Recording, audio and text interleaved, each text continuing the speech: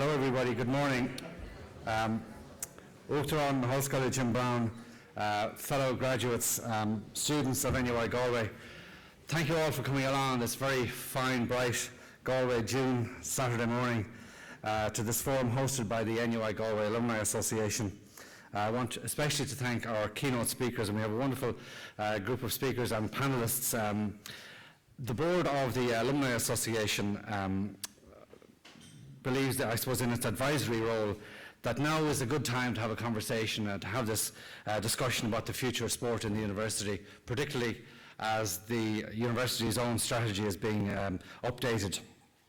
And I suppose the very broad topic or range of topics, we range from people who have elite international competitor status, people who are participating in teams locally, nationally, internationally, and then students who just see sport as a means to a good and healthy lifestyle. We know already that the university does many things well, whether it's providing scholarships, upgrading facilities, and providing other supports. But I suppose, as Al Pacino and Annie Armagh football will tell you, it's all about the inches, trying to get those improvements that make a difference. And we're aware as well that there are people who want to pick apples in our orchard. I think there were 11 young people from Mayo interviewed this week for the DCU Elite Sportspersons Entry Scheme. That just shows you the level of, I suppose, competition that we need to be aware of that's out there. The last forum that I attended of this nature was 5 years ago. It marked the centenary of the Connacht Tribune, and it was to look at the future of newspapers. And Dennis O'Brien was the keynote speaker. And somebody said to him, look, how can newspapers make money from the internet?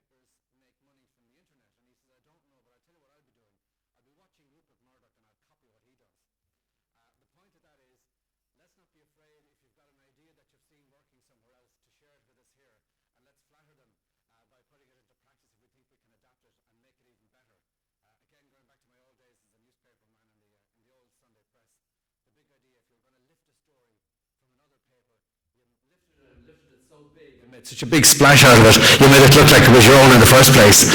So that's, I think, the spirit, at least partly, of the way we approach things.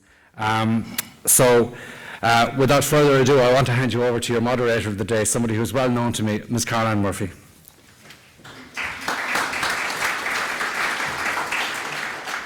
Good morning. Many years ago, when I worked with a man who's very well known in these parts, Michael Lester, we started together so long ago together in Radio Sport. We used to work on a programme called Talking Sport.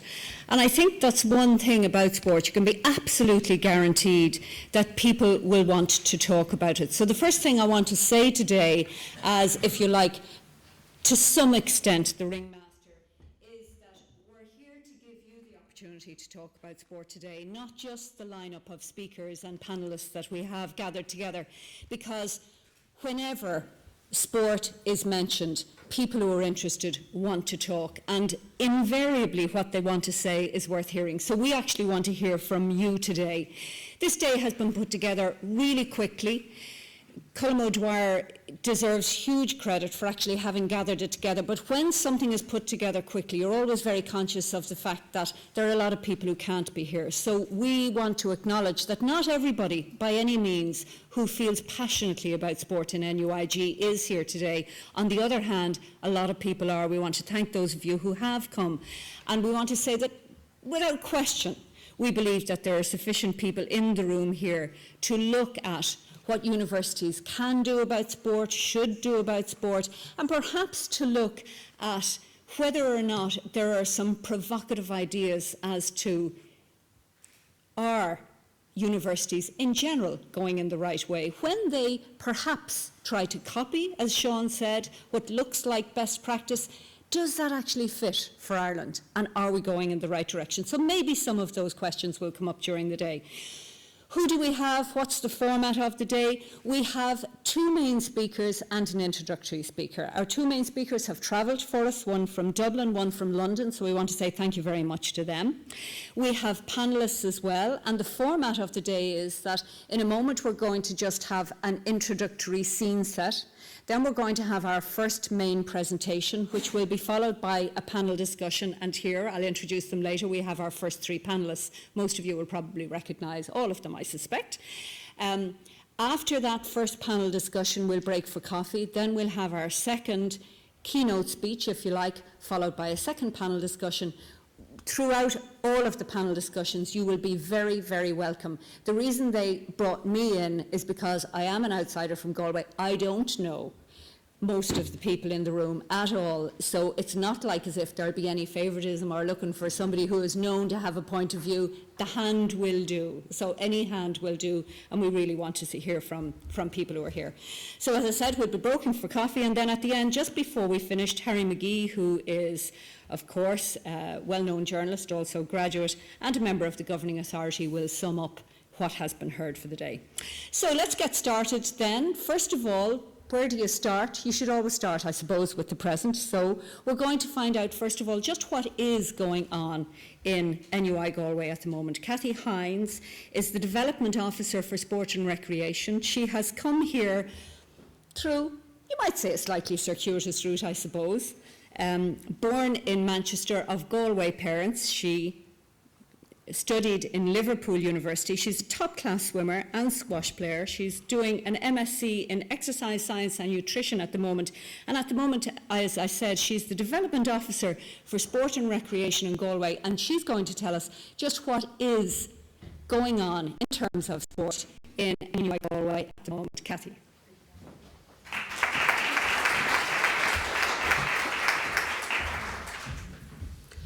Thank you, Carolan. The overview for university sport. There is a sports strategy 2008. It was derived from the Genesis report, a report commissioned by the university to look at sport at that time. We need to develop the required facilities, identify and develop a group of elite sports. Participation was highlighted. Academic programs, partnerships, and the whole idea was to develop a strategy that encompassed all our students. The sports strategy will be revisited in the light of the NUI Galway Strategic Plan 2015-2020. Some general, if you like, distinct members. There is active sports clubs, 48. This compares very favourably with any other institution. Total number of active participants in sport and recreation is over 5,000. Again, more than comparable with any of our institutions. In terms of the system, when we talk about distinct members, these are members that we have a system that can actually track our own students, their activity levels, when they participate, how they participate, and what clubs and recreational activity they are attached to. This is the only system in third level that has this, and our own sister institutions are looking at that practice now, so we can have comparable stats. Our scholarships currently, there's 58, and as many of you know, we have launched the Performance Points Scholarship, and there's 9 places being offered on that system. A total number of student members in our Kingfisher University Sports Complex is 3,000, and the total number of staff involved is 27. This 27 is coming from voluntary coaches, members of staff who give their time, precious time, on a very, very regular basis. The total number of alumni that come through this system that have registered with us is 15. In view of partnerships and participation, the university is very, very mindful. We are in a very small community, but a very good community. And we embrace our partners and we look to develop our sport through these partnerships. NUI Galway Foundation has been more than supportive and more than generous with their structure analysis, their support in the overall projects. Of course, one of the key players is our own students, and that would be the Students' Union President and their Executive Committee and the members, and of course, our students. We have an Alumni Leadership Award, which is in its 4th year, and the Galway footballers this year are recipients of that. Our first year's recipients were a hockey club. The Alumni Golf Classic was a programme that was brought forward by our own golf club, and we had our first outing last year, and with the alumni who played a 4-ball with some of our students and discussed the wider elements of economics, education, business, and just had a very, very good game. Our GA County Board has been well established with us. Michael O'Connor is our Development Officer and has worked through Man of the Match Awards, and we now have a schools recognition programme which is growing. The Galway FA use our pitches in our underage development leagues and our elite focused players. This is a regular occurrence on our pitches in Dangan. It has over 180 girls and boys on the underage leagues playing in Dangan and developing their skills. We now have a very strong link with Connacht, and we also have a flexible learning programme with that. We also have, through the development and the hard work of Gara Dublin, we have the NUI Galway Underage Rugby Academy, and we look to see that developing with young people on a regular basis, again, on our pitches in Dangan. Our operators of our indoor sports complex is the Kingfisher Club, and they include the outdoor soccer cages and the programmes that are developed in there. The five-side cages provide recreational activity for our students, and that is led by Kevin Cassidy. Swim Ireland is again with us at a high performance level, and this is based in NUI Galway and the Kingfisher Club, and is headed up by Pierce McGuigan. I would like to say that we're very fortunate to have that relationship, and secondly, because many of our NGBs prefer to stay within the environs of Dublin, so Swim Ireland are very, very strong with us at the moment. Challenges for sport. Changing culture of sport is the growth in health and fitness culture, and really individual needs rather than the team. This has been supported by research, and it is a trend, and I think everybody in the room will understand this. This is a trend that is part of the culture that we live in today. Our university year is very compact. Our students will be back in September, and before the end of November, they will be involved in exams. It's very tight, their timetables, the pressures are severe. We also have to look at the age profile. Our age profile is 17 to 24. They're young people, often are coming to a new town, new friends, new situations, things that are pulling on them. Time poor, time precious. I think we've found over the last few years, certainly in the sports unit, they need the instant wow factor. They need to be, no, this happens, this is the result, this is how you get. And it is to do with working with young people and the element and the whole environment of the university and how we are working with them to develop, to understand that it's not, an easy fit. You have to work hard, you have to develop your relationships, and that includes in sport as well. We need to look at providing opportunities that reflect the changing face of sport, and I think this is why I welcome this meeting today, this discussion group. We have to see how sport is changing, and this is not just within this institution, but it is wholly within the whole third level sector. There is pressure coming now from second level.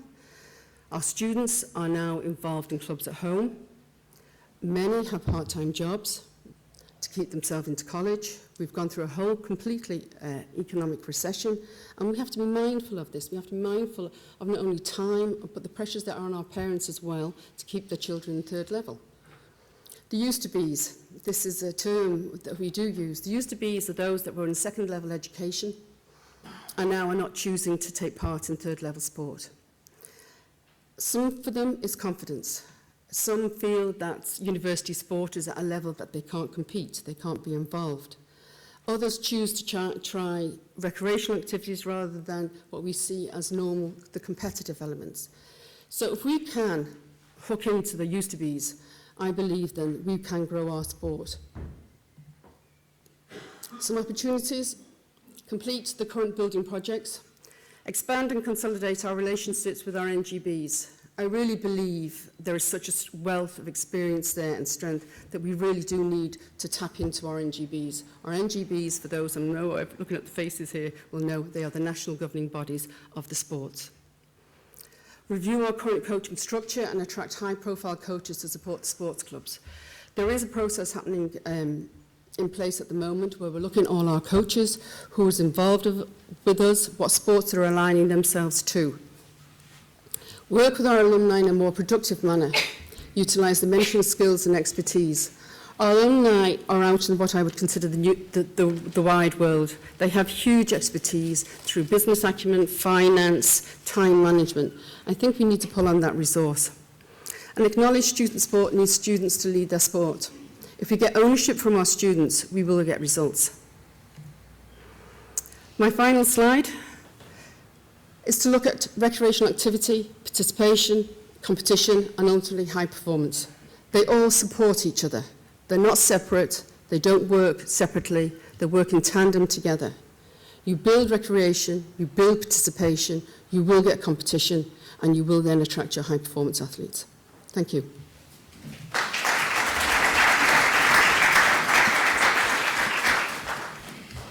Cathy, thank you. My goodness, it's a well-made point, isn't it? If you think about it, what are students here for? A couple of years between 17 and 22 or 23. They arrive in September, October. They have exams coming up at Christmas, which a lot of us didn't have in our day. And then they have exams again in the summertime. So in some ways, you could say it's such a tiny part of their overall lives. Should we put all this time, energy, effort and investment into it? But on the other hand, if you think about it, it's a hugely important and influential part in anybody's life. And it can be massively influential. I mean, I must say, I was at probably one of the nicest functions I've been at in a long time, was a couple of months ago, and it was celebrating 100 years of the UCD Tennis Club. Now, tennis is an individual sport. Couple of years in college, don't even play summer leagues because it clashes with exams in many cases, but that was the most wonderful event, and there were people there in their teens and in their 90s, and it was astonishing to feel that sense of a shared experience, that something had really meant a lot to all of us, and that, as I said, is an individual sport, so think of the capacity for that to be multiplied in team sports. So anyway, let's move on to our first presentation and panel discussion. I'm going to introduce the panellists first because we want to move straight off the presentation and the keynote speaker into our panellists. Now, we'll probably hear a fair bit about sports scholarships today, but our first panellist didn't get one. She applied, but she didn't get it. So now, it's not that it's a bitter, rankling memory at all. Sure, it's not, Olive. No, I know it's not. She actually, I'm being a bit mean here. I'm making far more of it than she did, but it is the case. Anyway, Olive Loughnane did come to Galway, and she did a BCom here. We all know her, of course, though, not just as a Galway graduate with a BCom, but as our most celebrated female race walker. She has competed at 4 Olympics. She came 7th in Beijing, and she has a world silver medal from Berlin in 2009. So she is a massively accomplished athlete in a very individual sport. So it'll be very interesting to hear from her later on about the university experience and how she feels the university can support people like her. Beside Olive, we have Ollie Daniels, a man from the world of soccer. Got his BCom here back in 1978, successful businessman, but somebody who's been heavily and deeply committed to and involved in Salthill Devons for many years as both a player, coach and an administrator. He was chairman of the club at the time they developed their pitch out in Rahoon, and he's also very involved in bringing young people from all over the world here every year to play in international soccer competitions. So that gives him an insight into just competition, bringing people together, creating those experiences that stay with you for life. And the far side of Ollie, we have another man who needs very little introduction in this part of the world, Ray Silke, one of your most celebrated Galway footballers, who has represented this county, of course, at minor, under-21 and senior level, and captained Galway to the first All-Ireland win in 32 years back in 98, when I think he also captained his own club to an All-Ireland title. In a way, though, today, what we hope might be even more valuable from Ray is his experience not just as a Gaelic footballer, but also as a current teacher in the Jazz. Because as Sean said, one of the things that probably makes people stop and think is, are Galway kids going elsewhere to college? And is sport playing any part in that, and what part might sport be able to play to make sure that they do stay here and that others get attracted here as well. So there are 3 panellists, and they will be joined by our keynote speaker, who is the man who has travelled to Dublin to be with us today. Gary Keegan is a man whose name for many years has been associated with the name Billy Walsh. Gary Keegan and Billy Walsh formed an incredible partnership in Irish boxing, and they really looked around them and said, how do other teams and countries get it right? And they went out, and I think Gary would admit, they unapologetically and unashamedly copied every piece of good practice they could find and produced a system and a pipeline in Irish boxing which has in turn produced a total of 58 medals at junior, European and world and Olympic levels over the last number of years. Irish boxing is a massive success story. Gary left his role as High Performance Director in boxing to move to the Institute of Sport. He's the Director of the Institute of Sport now, and in that role he's trying to do for all sports what he and Billy did for boxing and what Billy is continuing to do for boxing. So he's trying to deliver both for the athlete, he's trying to deliver for the coaches and the associations. He's trying to help them put systems in place, and basically he's trying to put in place for Irish elite sport a system which will produce the best possible performance. And he is going to speak to us today on developing sustainable sporting systems. Gary.